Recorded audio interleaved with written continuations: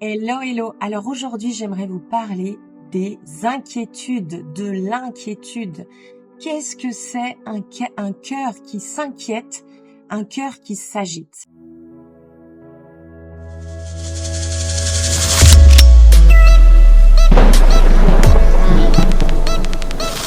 Et c'est vrai que quand on regarde au monde, quand on regarde à tout ce qui se passe dans le monde, on regarde à l'horreur, on regarde, il y a tellement de choses qui s'y passent dans ce monde déchu, le meurtre, la violence conjugale, les agressions sexuelles, l'avortement, la maltraitance.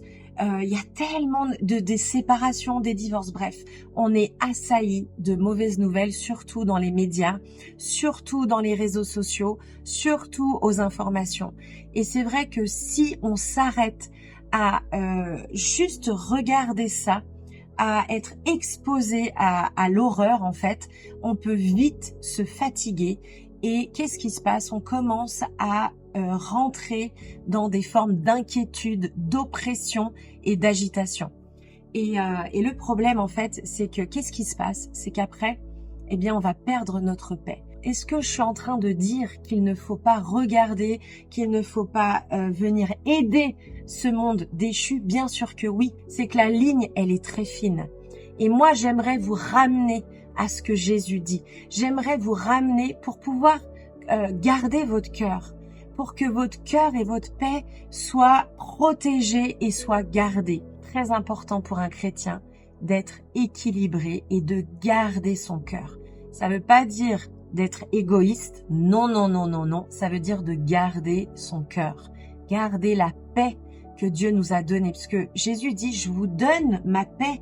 Je vous donne la mienne de paix. Pas comme le monde la donne, mais comme moi je vous la donne. Ça veut dire que c'est pas la même paix. C'est pas la paix du New Age. C'est pas la paix de la méditation. C'est pas la paix du yoga. C'est pas ça. Dieu nous donne sa paix. Et cette paix-là, elle doit s'ancrer à l'intérieur de nous. Et j'aimerais vous partager ce passage dans Marc 4,19. Vous savez, c'est la parabole du semeur. Mais qui s'inquiète pour les choses du monde, ceux qui s'inquiètent pour ces choses-là, eh bien, ça veut dire qu'ils cherchent de fausses richesses et ils ont beaucoup d'autres désirs. Ils ont d'autres désirs lorsqu'ils regardent à ces choses du monde. Et à cause de cela, la parole est étouffée et elle ne produit rien du tout. C'est ça que je veux vous dire. On reste dans ce lieu-là d'inquiétude du monde et qu'on reste pas dans ce lieu de paix, dans le lieu de sa présence. Eh bien, qu'est-ce qui va se passer? C'est qu'on va détourner nos regards et pour d'autres désirs qui ne sont pas ceux de Dieu,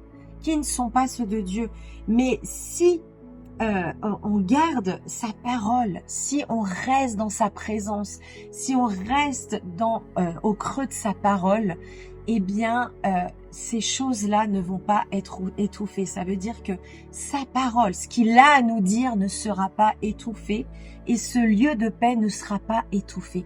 J'aime ce passage de David. Donc c'est David en fait, ce roi merveilleux qui n'était pas non plus parfait, mais qui aimait adorer son Seigneur, qui jouait de la harpe.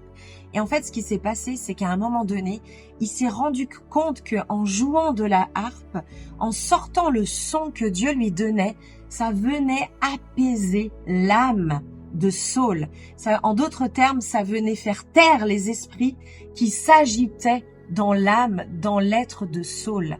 Parce que Saul avait ce cœur, cet esprit meurtrier, cette haine, et il était dans cette agitation. Et ce que j'aime en fait, c'est que vous êtes bien rendu compte que au travers de la musique, au travers de l'adoration, de la louange, de rester dans sa présence, le roi David, c'est que il savait la puissance qu'il portait, dans l'onction qu'il portait, mais il savait la puissance qui sortait au travers de sa harpe, parce que ça venait comme contrer toutes ces agitations et contrer tous ces esprits opposés qui venaient s'agiter. Qu'est-ce qu'il a fait? Il a pris son instrument et il a commencé à adorer son Seigneur. Il a commencé à tourner son cœur, à tourner ses yeux vers son Seigneur.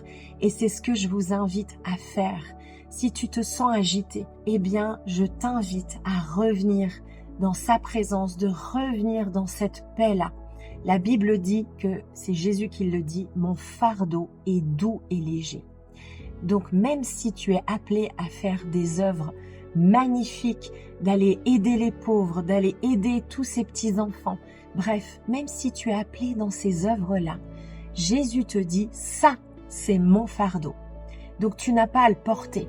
Je suis devant toi et toi, tu es juste derrière moi. Et c'est moi qui porte ce fardeau. Pourquoi? Parce que tu ne peux pas porter ce joug-là.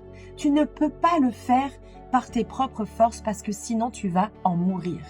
Donc, Jésus te dit, reviens, reviens dans ma présence. Reviens dans le son de ma présence. Reviens dans cette intimité, là où ma paix est à disposition. Et n'oublie pas que la paix, elle est juste devant ta porte. Elle est juste là. Et puis tu peux me rejoindre sur ma chaîne, tu peux t'abonner, tu peux liker sur Émilie Brille et n'hésite pas à commenter. Et je te dis à tout bientôt. Bye bye.